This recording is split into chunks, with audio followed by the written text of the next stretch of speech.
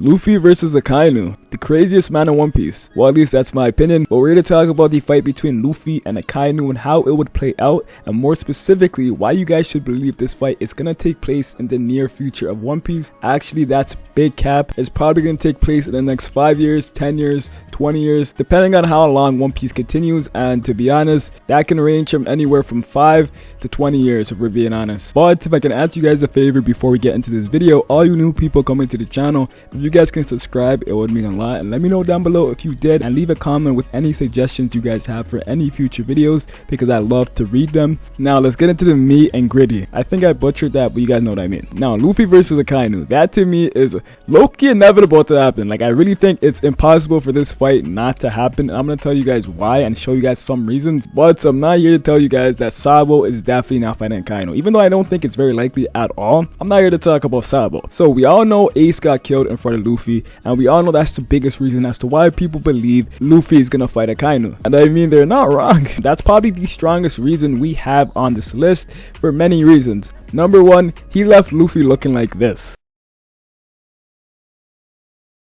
Not many people did that to Luffy in his lifetime. What do I mean by many? No one had Luffy looking like this ever. And essentially, Akainu was the only villain to really break Luffy's will to the extent that he did. And we even seen after when Jinbei and Luffy were on Amazon Lily, Luffy was just going insane. The guy wanted to kill himself. He was injured and trying to literally die because he couldn't cope with Ace's death. And he just wanted to give up and completely forget about everything. And seemingly, Akainu had the most impact on him as a villain. This even gets reinforced by the fact that after the time skip when Luffy was talking to Jinbei, he rang up the new fleet admiral was Akainu, and Luffy's reaction to that was throb. He started getting a heart attack almost, and he started feeling his scar on his chest, and he started holding his scar on his chest because he remembers what that man did to him. But like I just said, he left a scar on Luffy, and yeah, that's just pretty self-explanatory. He's the man to leave that permanent X-shaped scar on Luffy's chest, the most visible and most crazy scar he has on his body, and definitely the most memorable scar on his body. And yeah, Akainu essentially left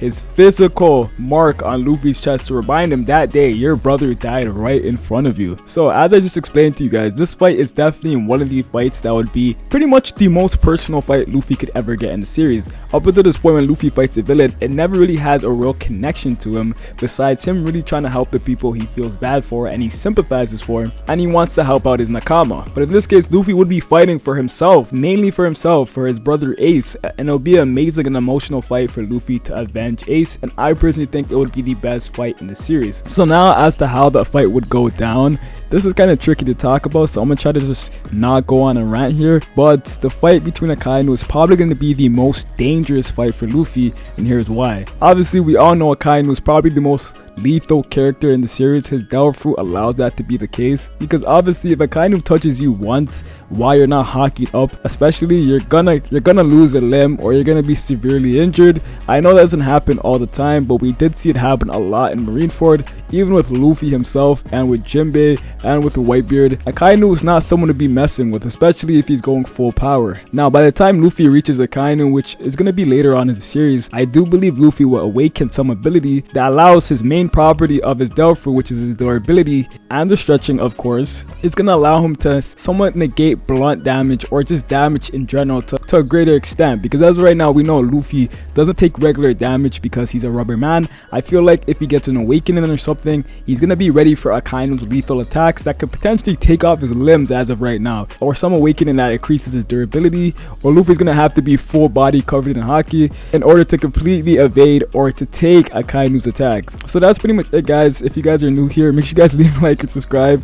Obviously Luffy's gonna come out with the dub, so there's not much I could say there, but that's it, guys. If you're new here, subscribe, and I'll catch you guys next time.